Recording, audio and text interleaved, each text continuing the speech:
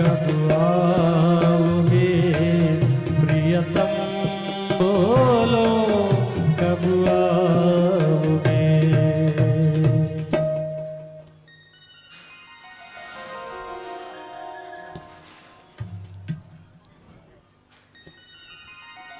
गोपियां अपने प्रभु को पुकारती हुई, रोती हुई अपने प्रभु को खोजने लगी कि मेरे कृष्ण कहीं छुपे होंगे तो हमारे क्रंदन से दौड़ते हुए चले आएंगे। एक गोपी कहने लगी, हे सखी, तुझे पता है जब कन्हैया अपने नन्हे नन्हे कदमों से चलकर जाता था, जब वो सुंदर बंसी बजाता था, तो मैंने सोचा कि कहीं मेरे कृष्ण को किसी की नजर ना लग जाए, और इसके कारण मैंने उनके हाथ में एक काला धागा बांधा था। लेकिन हे सखी, उस समय मुझसे एक गलती हो गई।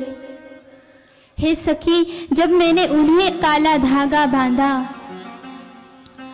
तो मुझे अपने हाथ पर भी एक धागा बांध लेना चाहिए था कि मेरे सौभाग्य को किसी की नजर ना लगे। हे गोपी, मैंने अपने हाथों पर कोई धागा नहीं बांधा। सारी गोपियां क्रंदन करती हुई कन्हैया को पुकारने लगी, आ जाओ कि दूरी तुम्हारी सही जाती नहीं है, आ जाओ कि दूरी तुम्हारी सही जाती नहीं है, विरह वेदना बड़ी इतने की कही जाती नहीं है। हरि हम तुमसे बिछड़े जन्म जन्म के, हरि हम तुमसे बिछड़े जन्म जन्म के, अब तो आकर प्रभु हमसे मिल जाइए। जो प्रेम की डोर हमसे बांधी है प्रभु, उसे तोड़िए मत प्रभु, तोड़िए मत। अब तो आ जाइए प्रभु, अब तो आ जाइए। सारी गोपियां जब क्रंदन करने लगी तब एक गोपी को याद आ गया। कहने लगी, हे सखी, तुम्हें पता है बंसी ने हमसे क्या कहा था? बंसी ने हमसे कहा था कि अगर तुम्हें कृष्ण को पाना है तो अपने हृदय में अहंकार की गांठ मत रखना। हे सखी, हो ना हो, अगर हमारे प्रभु हमसे दूर है तो कहीं ना कहीं हमें अहंकार आ गया था और उस कारण हमारे प्रभु हमसे दूर चले गए। हे गोपियों, चलो जाकर अपने अहंकार को नष्ट करते हैं, चलो जाकर प्रभु का ध्यान करते हैं। सारी की सारी गोपियां जाकर यमुना जी के किनारे बैठ गई, सारी ध्यान में लीन हो गई। सोचने लगी कि कब मेरे प्रभु का दर्शन होगा, कब अचानक से प्रभु आ जाएंगे। यमुना किनारे जब ध्यान में बैठी हुई थी तो प्रभु ने सोचा, जो कब से व्याकुल थे अपने गोपियों के सामने जाने के लिए, क्योंकि गोपियों को जितनी पीड़ा होती है उससे कहीं गुना जाना प्रभु को पीड़ा होती है ज्यादा। तो प्रभु सोच रहे थे कि कब मैं जाकर अपने गोपियों के सामने चला जाऊंगा। प्रभु ने देखा कि अब मेरी गोपियों का हृदय रूपी पात्र अहंकार से रिक्त हो चुका है, अब वो प्रेम डालने के लायक हो चुका है, तो अब मुझे उनके सामने जाना चाहिए। और उसी समय प्रभु वहां पर प्रकट हो गए। गोपियों के सामने कृष्ण कन्हैया प्रकट हो गए।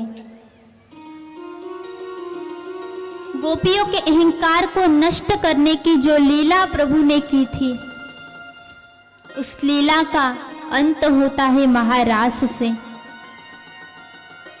ये महारास क्या है? आजकल कलयुग में महारास को आप अलग ढंग से जानते हो।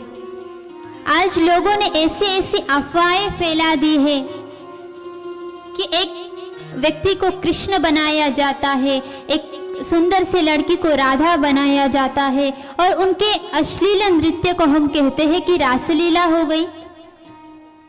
लेकिन ये महारास नहीं है, क्योंकि महारास तो कुछ अलग कह रही है। क्या है महारास? महारास है जीव और शिव का मिलन, आत्मा और परमात्मा का मिलन है महारास। जब जीव रूपी गोपी कृष्ण रूपी परमात्मा से जुड़ जाए तब वहां पर महारास आरंभ होती है। आप ही सोचिए कि जो साक्षात भगवान परमात्मा है, जिन्हें किसी चीज का मोह नहीं है, किसी वस्तु का मोह नहीं है, उनके लिए कोई भी वस्तु पाना मुश्किल नहीं है, ऐसे भगवान परमात्मा क्या गोपियों के लिए उनके मन में काम वासना होगी? बिल्कुल नहीं। क्योंकि जब महारास वेद व्यास जी लिख रहे थे तो वेद व्यास जी ने शुरुआत में ही लिख दिया कि हे परीक्षित, जिस महारास को, जिस लीला को मैं श्रवण कराने जा रहा हूं, ये मत सोचना कि कोई साधारण व्यक्ति की लीला है। ये साक्षात नारायण की लीला है, और नारायण के मन में काम वासना का भाव कैसे हो सकता है? गोपी कौन है? जो साधारण सी ग्वालन है, सर पर मटके लेकर जा रही है, क्या वो साधारण सी गवारन थी? गोपी कोई साधारण नहीं थी।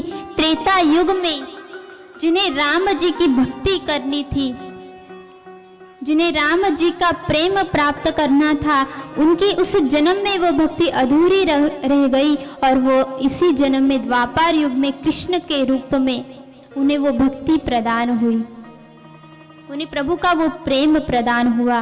गोपी किसे कहा जाता है? इंद्रिय ही भक्ति रसम विहिति इति गोपी। जिसकी सारी इंद्रिया भक्ति रस में डूब गई है, उसे गोपी कहा जाता है। आप स्वयं सोचिए, जो भगवान जगत का पालन करता है, जगत का चालक है, क्या वो महाराज ऐसी साधारण सी लीला कर सकता है? जो हम मनुष्य जिसे काम वासना की लीला कहते हैं, क्या प्रभु ऐसी लीला कर सकता है?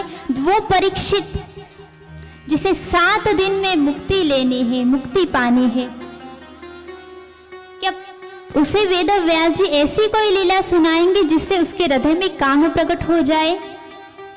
बिल्कुल नहीं, क्योंकि महारास काम की लीला नहीं है। कृष्ण कोई साधारण नहीं है, गोपियां कोई साधारण नहीं है।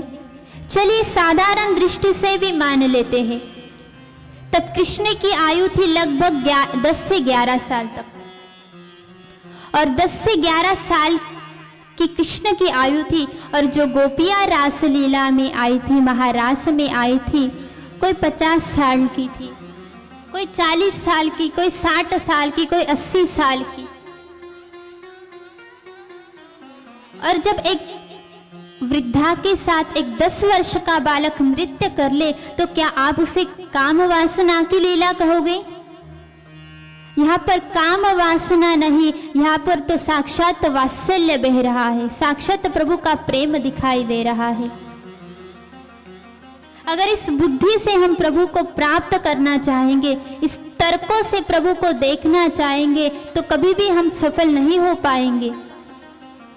क्योंकि भगवान को प्राप्त करना है तो तर्क के विरुद्ध जाना होगा, मन का भाव प्रकट करना होगा। यक्ष ने युधिष्ठिर से प्रश्न किया कि हे युधिष्ठिर, बताओ वो मार्ग कौन सा है जिससे मैं भगवान को मिल सकूं?